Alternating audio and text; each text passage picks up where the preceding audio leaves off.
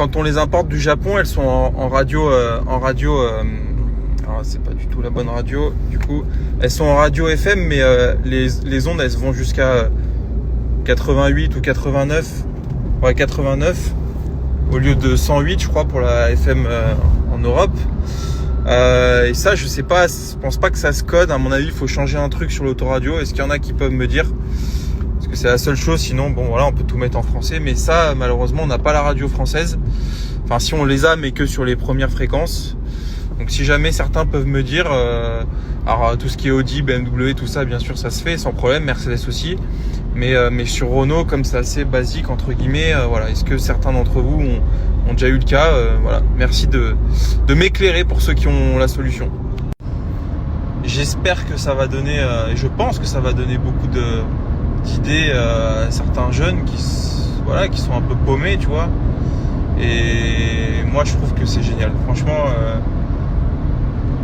chapeau, parce que à 22 ans, avoir cette maturité. Bon, déjà, tu vois le gars qui avant la montée de l'Everest, c'est un bon. Tu sens en lui que c'est un bon gars au fond. Il est bien, tu vois. Voilà, c'est déjà tu le sens. Je pense qu'il a une bonne éducation. Les parents, tu sens que vraiment, voilà, tu sens que le gars, c'est pas un narvalo déjà de base. Mais je pense qu'après son expérience, il est encore 10 fois meilleur que ce qu'il était. Moi, je trouve ça super. Et voilà, donc moi je trouve ça super film, très émouvant. Et puis voilà, moi là où je me suis un peu reconnu, si je puis dire que je me suis reconnu en lui, parce que en vrai j'aurais pas été capable, je pense, du quart de cette aventure. C'est le fait qu'ils disent à un moment, tu vois, il faut quand on a une idée, il faut la mettre en place, il faut l'appliquer. Moi, je suis beaucoup ce raisonnement au quotidien, ou dans des projets plus ou moins longs à mettre en place. Je trouve que c'est assez vrai. Pour moi, c'est ça la vraie réussite dans la vie. C'est quand tu as une idée, c'est de la mettre en place, quoi. Mais peu importe l'idée que tu as, quoi, tu vois. Tu te lèves le matin, tu as envie de faire un truc, bah pourquoi tu le ferais pas, tu vois. Et ça, je trouve ça génial de dire ça, parce que pour moi, ça fait partie, je pense, de mes principes qui me rend vraiment heureux dans la vie. C'est de ne pas avoir de regrets et de se dire, bah voilà, j'ai eu envie de le faire, je l'ai fait. Et ça, c'est vrai dans plein de choses. C'est vrai dans le business, c'est vrai dans le sport, c'est vrai dans le milieu artistique. Enfin, tu vois, je pense que tous les gens qui ont réussi, mais peu importe dans quoi, hein, ils ont appliqué ce principe-là de faire ce qu'on a envie de faire, en fait, et de n'écouter personne. Puis voilà, de savoir que effectivement tous les processus qu'on emprunte, qu'on veut mettre en place, c'est très long. Évidemment, c'est souvent parsemé d'échecs, etc. Mais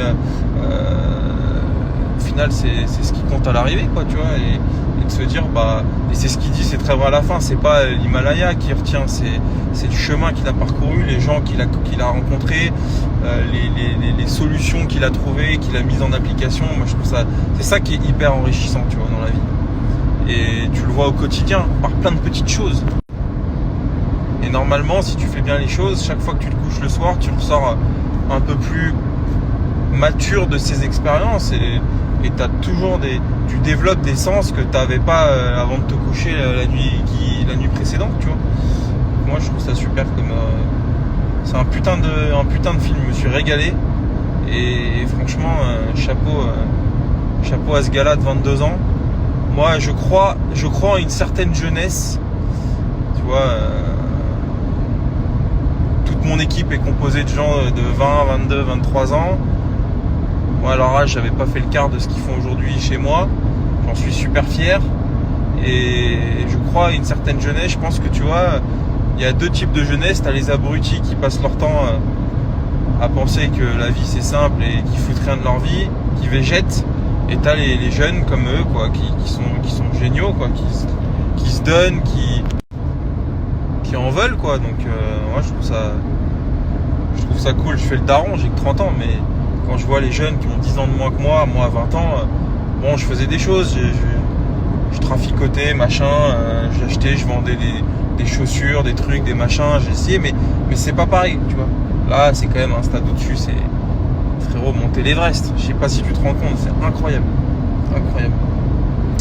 Donc voilà, c'était le débrief dont tout le monde se fout, et je pense que tout le monde est d'ailleurs d'accord avec moi. Il n'a pas besoin de me l'entendre dire. Mais non, c'était un putain de reportage. Enfin bref, les amis, passez une bonne journée. Putain, les amis, deux petites choses. Là, je suis en train d'emmener la Mégane 3 RS Trophy jaune que j'ai, la Dreal, pour l'homologation.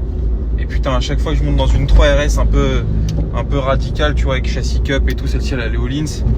En plus, je pense qu'ils sont réglés un peu dur, tu vois, donc j'adore cette caisse. J'ai tellement hâte d'avoir ma Trophy R.